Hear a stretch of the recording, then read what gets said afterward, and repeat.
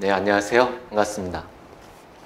자, 오늘부터 8주에 걸쳐서 매주 한 번씩 민법 우리 공인중개사 시험을 맡게 됐습니다. 짧은 시간이에요. 8번 내에 끝내야 되기 때문에 많은 얘기를 할 수는 없고 또 격가지 기분 좋은 얘기들은 하기가 좀 어려울 것 같아요. 바로 수업으로, 그러니까 수업에 재미를 붙이시고 따라오시기 바랍니다. 여러분은 여기 목숨 걸고 오셨잖아요. 코로나 걸릴 위험을 무릅쓰고 오셨기 때문에 죽기 살기로 한다면 한 방에 끝낼 수 있으리라고 생각을 합니다. 바로 진도를 들어갈 건데, 우리 이제 민법을 공부하잖아요. 민법은 다른 과목을 공부하는 데에도 기본법이 되기 때문에 여러분이 민법에서 잘만 기초를 닦으면 이미 합격은 거의 한 거나 마찬가지가 돼요. 그러니까 이 첫 과목을 단추를 잘 꿰어서 따라오시기 바라요. 그리고 쉬는 시간에 질문을 좀 많이 하시면 본인한테 많이 도움이 될 겁니다. 바로 수업을 들어가죠. 먼저 기본, 우리 전체 민법을 아주 간략히라도 체계를 잡고 그러고 들어가도록 하겠습니다. 민법.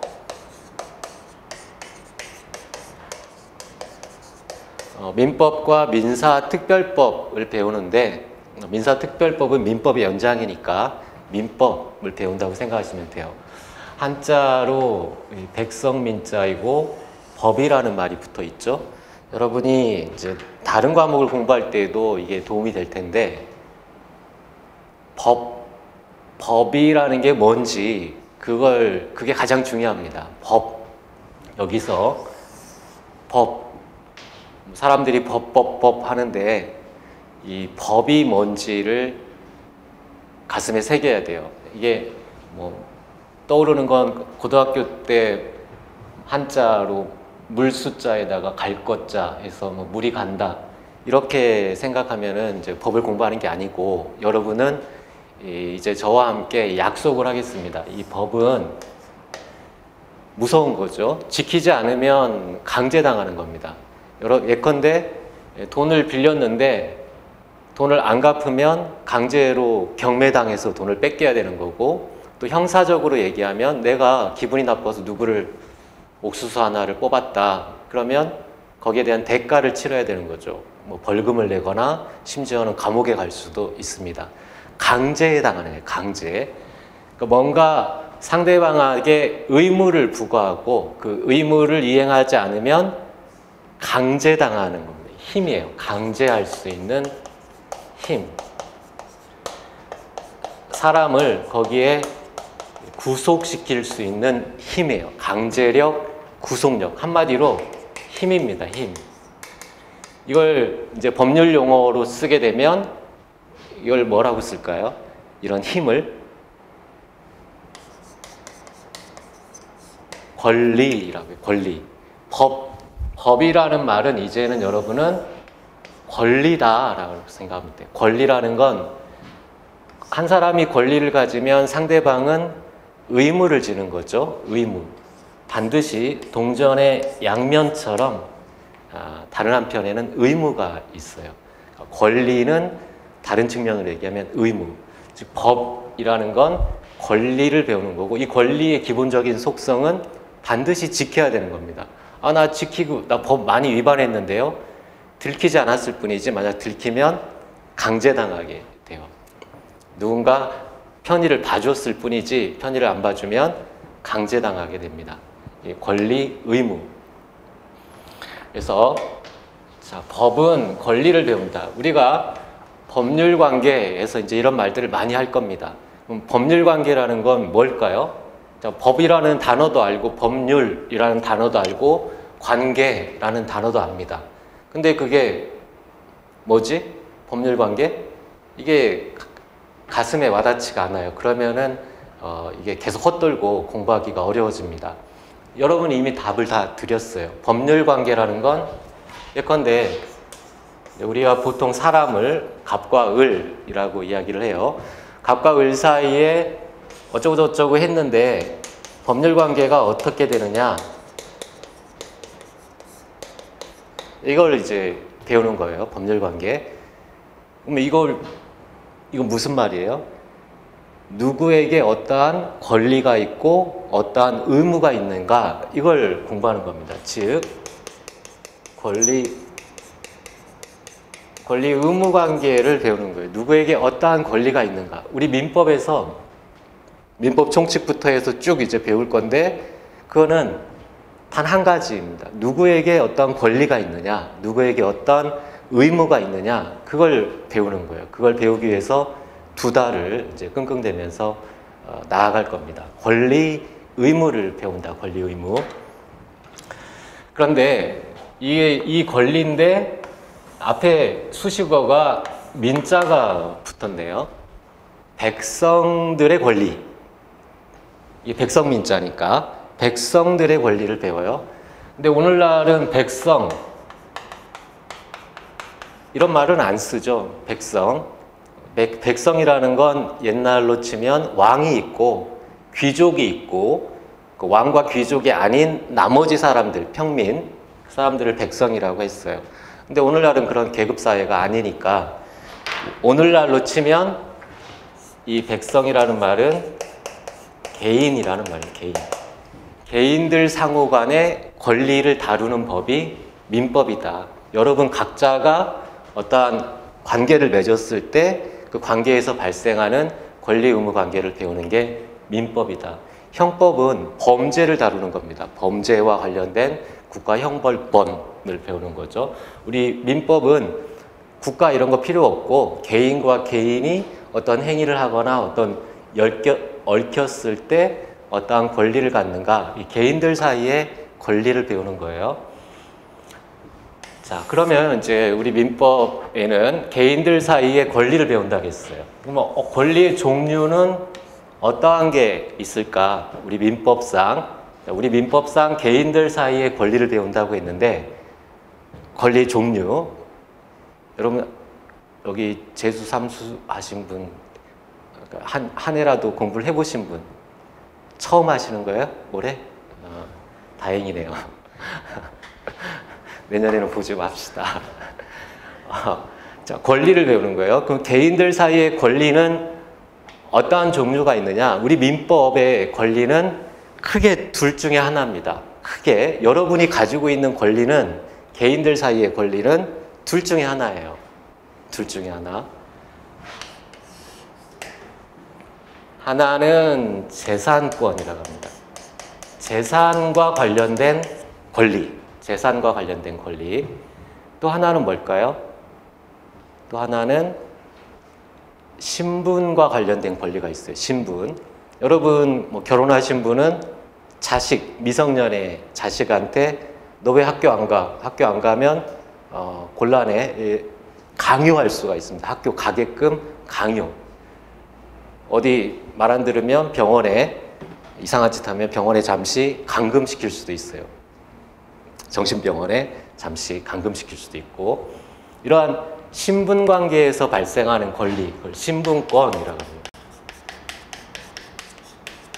그래서 여러분이 가지는 권리는 둘 중에 하나. 뭐가 있다고요?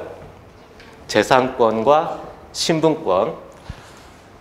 우리 시험에 이 신분권은 다른 말로 하면 가족, 오늘날 신분이라는 건 뭐 어떤 계급적인 신분은 없잖아요. 그러니까 가족 사이의 신분을 말해요. 가족들 사이의 권리, 가족권이라고 합니다. 그래서 이 신분권은 다시 세분화하면 부모와 자식 사이에 관한, 또는 친척들 사이의 관계, 이게 친족들 사이의 권리, 친족권이 있고, 가족을 포함한 친족 사이에, 예컨대 부양을 해야 됩니다. 부양받을 권리가 있어요. 내가 자식이 없고 사촌이 있다. 근데 내가 먹고 살 수가 없다. 뭐 먹을 만한 그 옥수수 맷돌도 없다. 그러면 사촌이 나를 부양해 줄 의무를 집니다. 친족이라는 신분에 있다는 것 자체만으로 내가 사촌한테 나는 먹고는 살아야 되지 않겠느냐 요구할 수 있는 권리가 있어요. 이 친족권, 친족 사이의 권리. 그다음에 상속권이 있죠.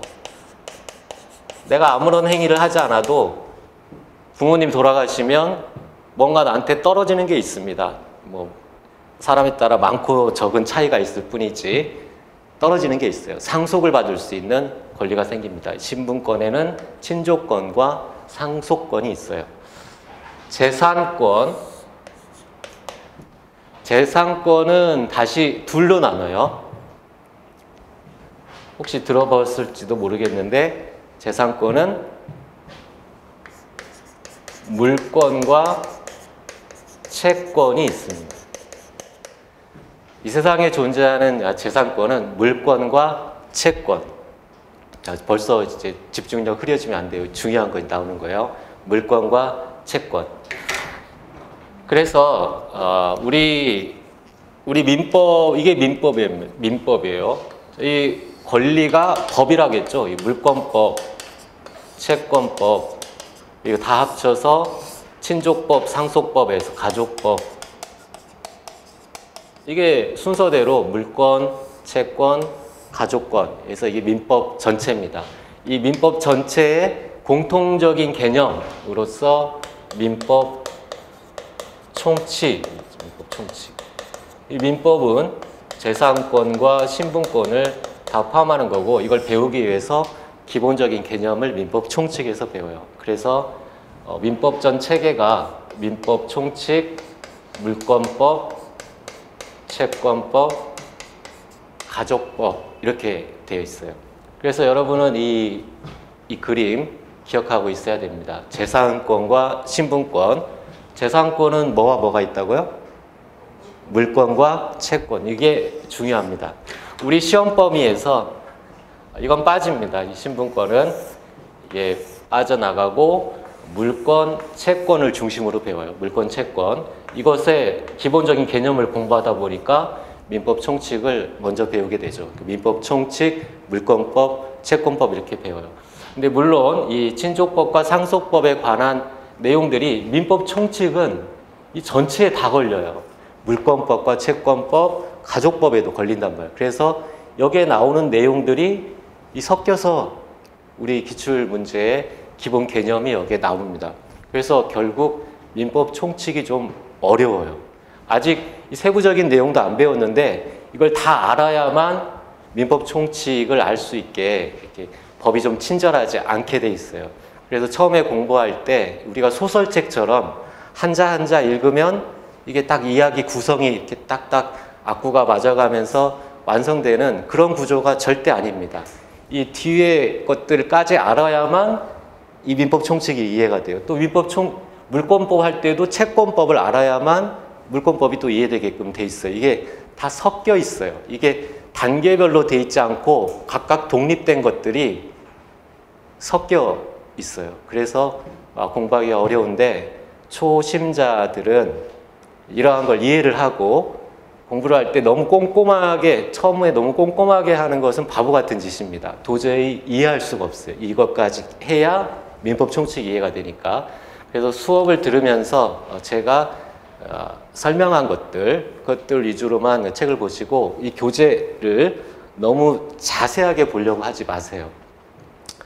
그래서 공부를 아주 끈기 있게 너무 열심히 하는 사람은 오히려 법을 공부하기가 어렵습니다. 이해가 안 돼서 도저히 이해가 안 될 수밖에 없죠. 뒤에까지 알아야 되는데. 그래서 중간에 포기하는 경우가 많은데 그냥 편하게 하다 보면 이제 서로가 연결되기 때문에 편한 마음으로 스트레스 받지 말고 재미있게 공부에 재미를 붙여서 책을 보시면 아주 쉽게 민법 전체가 이제 와닿게 돼요. 그런데 자기 고집을 가지고 내가 이걸 반드시 이걸 내가 극복하리라 극복 못합니다. 그렇게 가서는 안 돼요. 편하게 하시고 기본 강의 끝나고 또 이제 문제풀이도 있으니까 문제풀이 정도 단계에 가면 그때 이제 완성이 되는 거예요.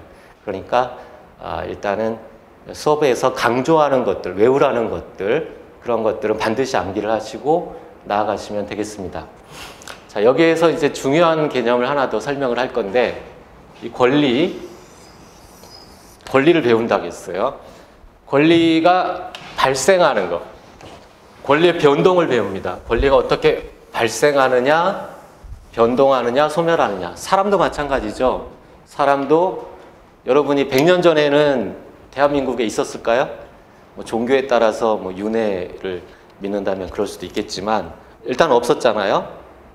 그런데 없던 존재가 생겨났습니다. 출생에 의해 생겨났어요.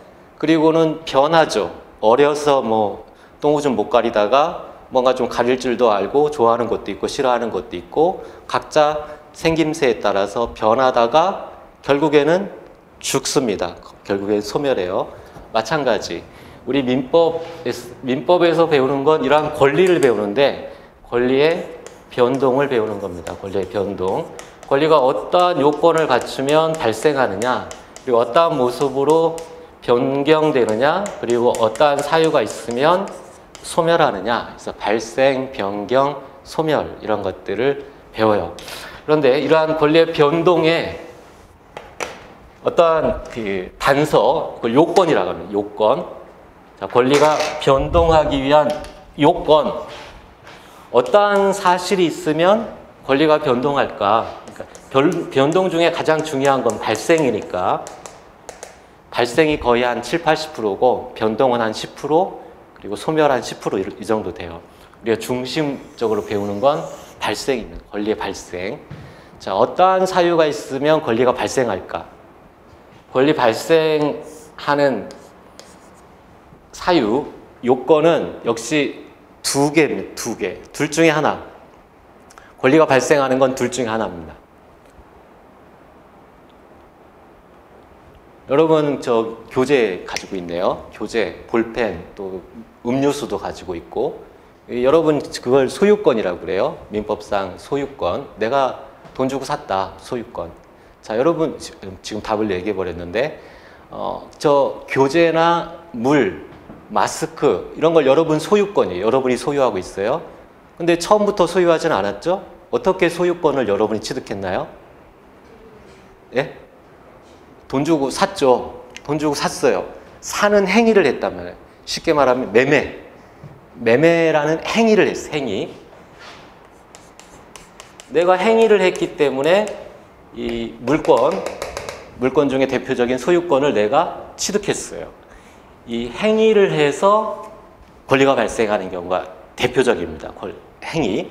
근데 이 행위는 그냥 하품하는 행위나 뭐 허공아에 대고 헛소리 하거나 뭐 잠꼬대 하거나 이런 행위가 아니라 법적으로 의미 있는 행위, 권리를 발생시키는 행위를 했어요. 그래서 이 권리는 다른 말로 뭘로 바꿀 수 있다겠죠? 이 법과 같은 개념이랍니다. 법과 권리는 같은 개념이에요.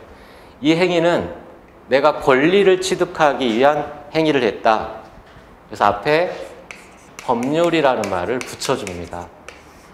법률이라는 말을 붙여줘요. 그냥 단순한 행위가 아니라 권리를 취득하기 위한 행위를 했다 해서 법률 행위.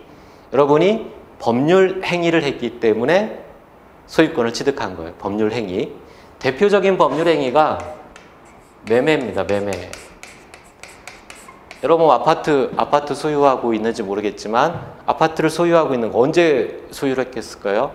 돈 주고 샀기 때문에, 매매 행위를 했기 때문에 아파트의 소유권을 취득할 수가 있는 거죠. 여러분 입고 있는 옷도 그렇고 다 내가 매매라는 행위를 해서 권리를 취득한 겁니다. 법률 행위.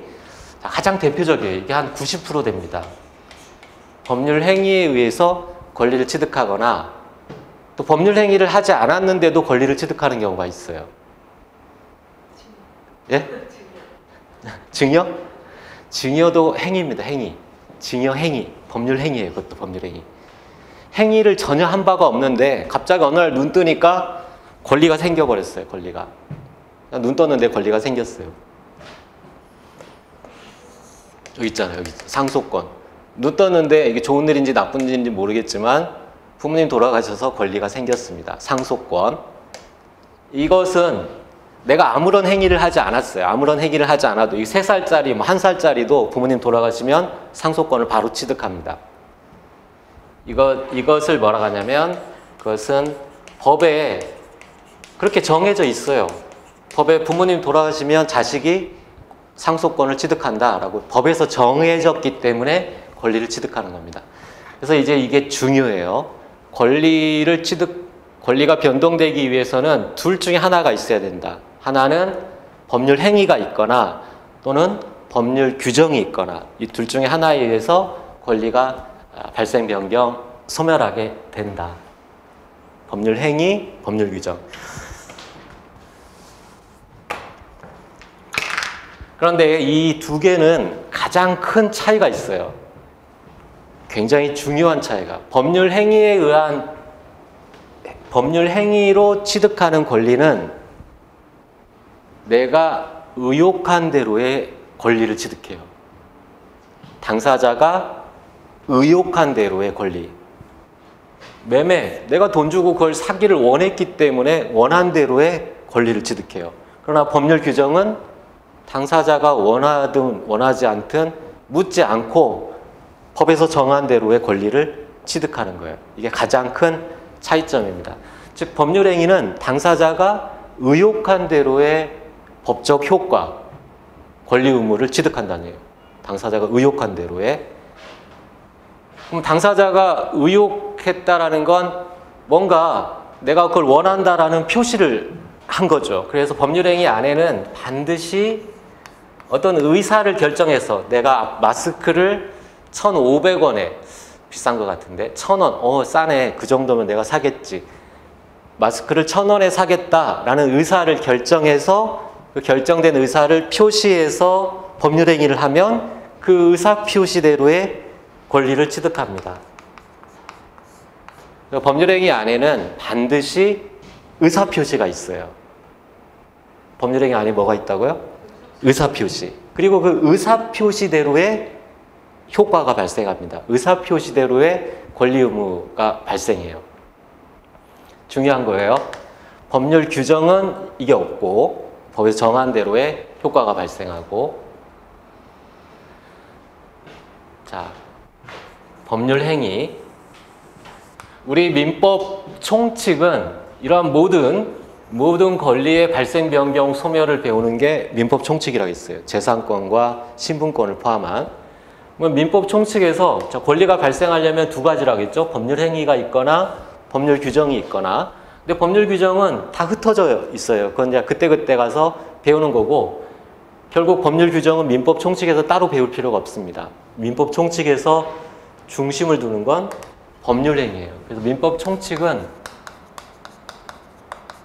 다 법률 행위에 대해서 배웁니다. 민법 총칙은 거의 99%라고 보면 돼요. 99%가 법률 행위가 뭐냐, 법률 행위가 언제 성립하느냐, 어떠한 효과가 발생하느냐, 이 법률 행위를 중심으로 배워요. 왜냐하면 이러한 권리들을 발생하는 건 법률 행위나 법률 규정이라고 했는데, 이 법률 규정은 개별적으로 쭉 있기 때문에 공통적으로 논할 필요가 없습니다. 그래서 법률 행위를 중심으로 해서 민법 총칙이 짜여져 있어요. 그래서 법률 행위를 배운다. 근데 법률 행위 안에는 반드시 뭐가 있다고요? 의사 표시가 있어요. 의사 표시. 그리고 이 의사 표시대로의 효과가 발생하는 거, 이걸 배우는 겁니다. 그 다음에 우리가 이제 민법 총칙이 법률행위부터 볼 건데 이게 어렵다고 했죠. 이 세부적인 내용까지 다 들어가 있기 때문에. 그래서 뭐 이게 참 딜레마죠. 이걸 먼저 하는 게 맞는데 이거 하다 보면 이것들이 실력이 딸려서 이거 이해하기가 어려워요. 그래서 이걸 먼저 하는 방법도 있는데 이걸 먼저 하면 또 이쪽 민법 총칙의 개념이 딸려가지고 이것도 이해하기가 어렵습니다.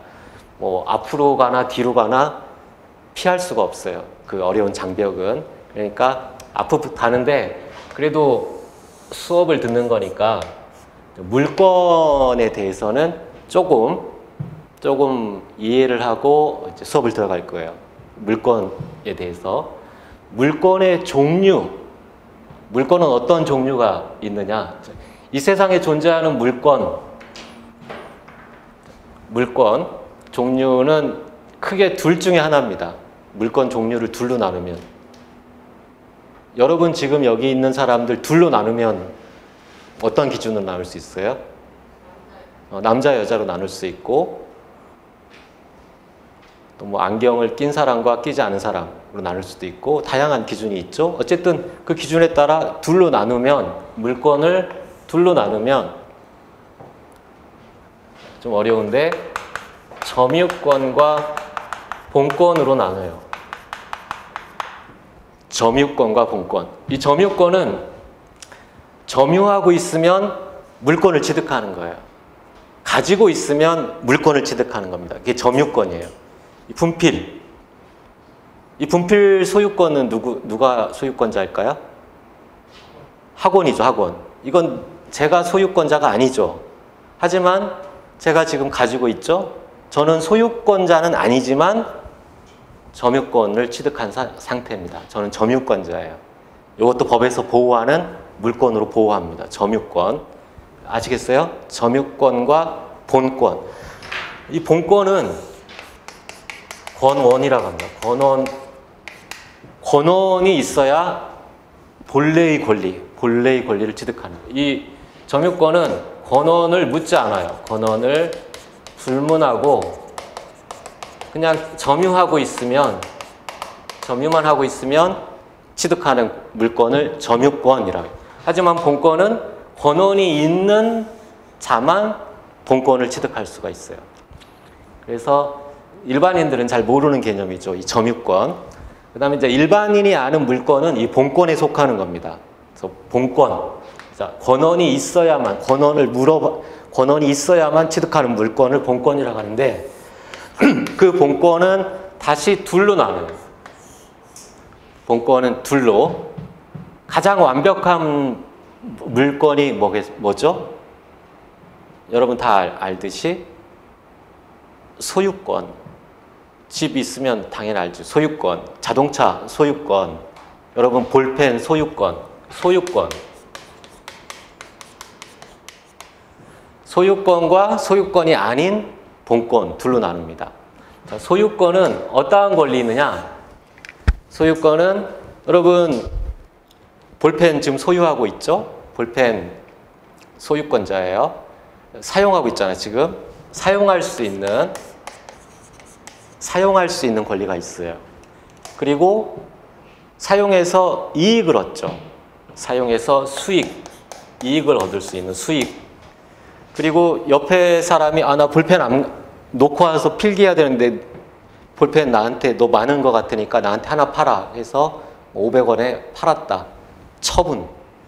돈 받고 처분할 수 있는 사용 수익 처분할 수 있는 완벽한 권리입니다. 물건의 가장 중요한 내용은 사용 수익 처분이에요. 이 사용 수익 처분 이런 모든 포괄적인 권능, 권능이나 권원 이런 개념들은 이따가 교재에서 다시 한번 볼 거예요. 이 사용 권능, 수익 권능, 처분 권능 이 세 가지가 안에 포함되어 있는 완벽한 권리가 소유권입니다. 근데 물권 중에는 이제 본권, 이 점유권 빼버리면 대체로 이쪽으로 가니까 이 소유권 말고 나머지 물권이 있는데 이 완벽한 100%의 완벽한 권리 중 일부 권능만 가진 물권을 제한물권이라고 합니다. 제한물권. 권능이 제한돼 있다. 제한물권. 이 제한물권은 자, 어떠한 권능으로만 제한되어 있느냐? 사용할 수 있는, 사용해서 이익을 얻을 수 있는 그러한 권능으로만 제한되어 있는 물권을 용익물권이라고 해요. 사용해서 이익을 얻을 수 있는 용익물권. 용익물권에는 지상권, 지역권, 전세권이 있어요. 이 세 가지. 뭐 중요하지 않아요. 지상권, 지역권, 전세권 이 세 가지 암기하면 좋겠습니다. 어차피 나중에 자연스럽게 암기될 건데 지상권, 지역권, 전세권. 여기서 이 전세권은 우리가 보통 뉴스에서 말하는 전세권하고는 달라요. 뉴스에서 말하는 전세권은 채권을 말하는 거예요. 채권. 여기 채권. 이제 우리 지금 이 전세권은 어디에서 왔어요? 물권, 체계적으로 물권이잖아요. 그래서 뉴스에서 말하는 것은 채권적 전세이고 우리가 일상적으로 말하는 건 채권적 전세이고 그거랑 같은데 물권인 것을 전세권이라고 합니다. 전세권. 그래서 법에서는 전세권 하면 물권으로서의 전세권을 말하는 거고 특별히 우리가 주택임대차나 이런 데서 뭐 전세 대란이다 이럴 때 말하는 전세는 앞에다 채권을 붙여요. 채권적 전세, 채권적 전세, 채권으로서의 전세, 임대차를 말하는 거예요. 좀 어렵죠? 용익물권, 지상권, 지역권, 전세권 이 세 가지가 있다. 이 전세권은 우리가 일상적으로 말하는 전세권을 아니다. 이건 물권으로서의 전세권을 말하는 거다. 나중에 자세하게 배웁니다. 자, 이렇게 소유권에서 일부 사용수익할 수 있는 권능만 가진 물권을 용익물권이라고 하고 사용수익 빼면 뭐가 있죠? 처분이 있죠. 이 처분적인 것만 제한하는 것을 담보물권이라고 그래요. 담보물권. 담보물권에는 유치권, 질권, 저당권이 있어요. 여러분 지나가다 보면 이 건물은 뭐 공사대금과 관련돼서 유치권을 행사 중입니다. 이런 플랜카드 같은 거 많이 봤죠? 물권을 행사하고 있다는 게 유치권. 질권은 전당포. 여러분 그 정선 카지노나 이런 데 가면 이제 도박하다가 도박자금 딸리면 시계도 풀고 뭐 명품 옷도 풀고 물건 맡기고 돈을 빌리죠. 시계 같은 거 맡기고 그게 질권입니다. 전당포 주인이 갖는 권리가 질권이에요. 저당권은 많이 들어봤죠. 은행에다가 집 같은 거 저당 잡히고 돈 빌리는 거 이게 저당권입니다. 이 질권은 우리 시험에서 빠져요. 유치권, 질권, 저당권. 질권은 오늘날 중요하지도 않습니다. 전당포 여러분 돌아다니다 보면 전당포 별로 없죠. 옛날에는 많았는데 뭐 정선 카지노나 가야 있지. 주변에 별로 없습니다. 오늘날 질권은 그렇게 중요하지 않고 유치권, 저당권이 중요해요. 우리 시험에서도 질권은 빠진다. 어쨌든 자 이거 암기 하셔야 됩니다. 물권에는 소유권과 완벽한 권리인 소유권과 제한물권이 있는데 이 제한물권은 이 소유권은 두 가지 사용수익 처분이니까 두 가지 용익과 처분을 나눴는데 용익물권이 지상, 지역, 전세권, 담보물권이 유치권, 질권, 저당권. 이 저당권 설정하면 마음대로 팔 수 없죠. 팔아봐야 누가 사는 사람도 없습니다. 저당권 있는 거. 그러니까 처분이 어떤 제한된다 그런 의미입니다. 유치권, 질권, 저당권. 자, 그 중에 채권과 물권. 얘는 어떻게 다르냐? 여기서 이제 또 중요한 개념이 나오는데 물권은 여러분 소유권 대표적인 물, 생수 어떻게 해야 만족을 얻을 수 있어요?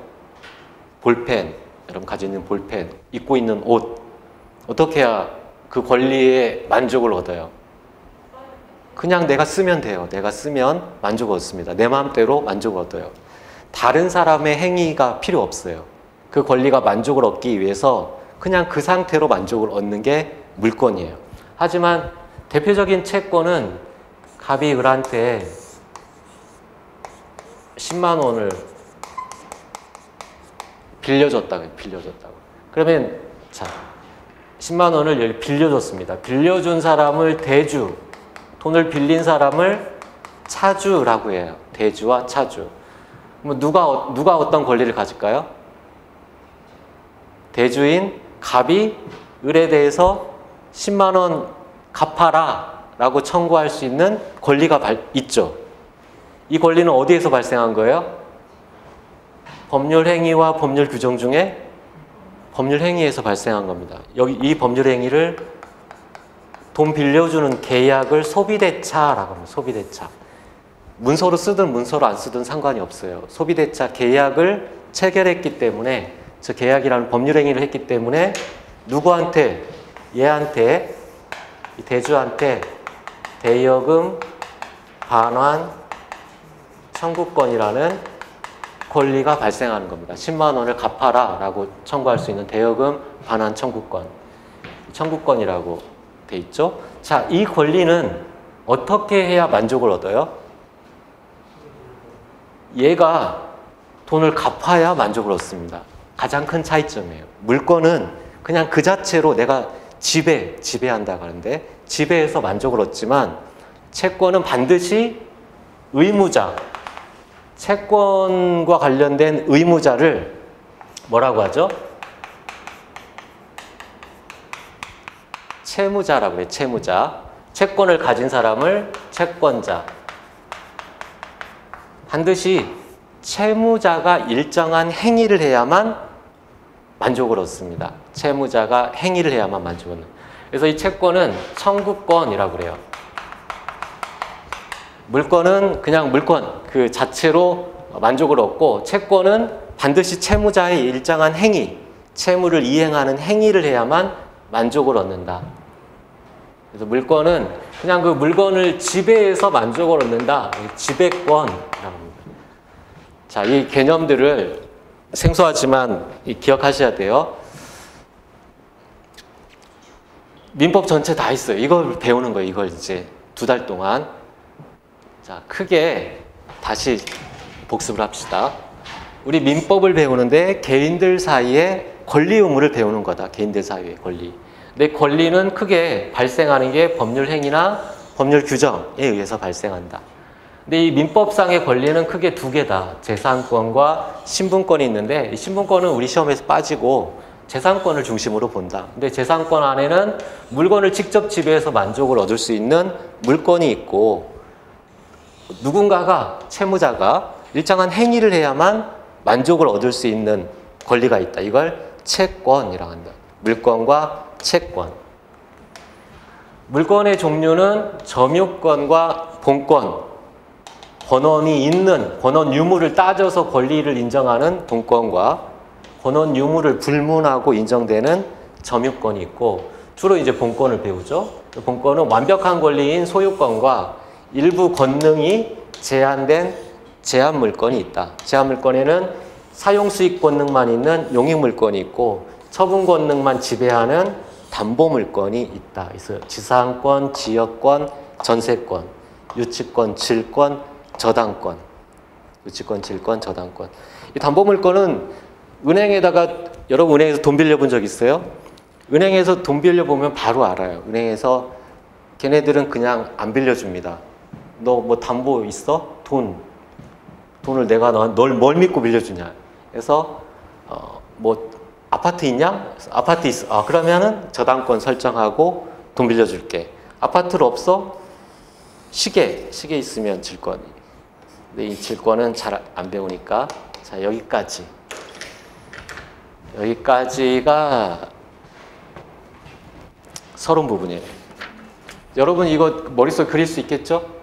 이거 머릿속에 가지고 있어야 돼. 세부적으로 다는 아니더라도 전체적으로 지금 첫 시간에 배운 게 전부입니다. 민법 전부. 이것들을 잘 머릿속에 넣어두고 보도록 합시다.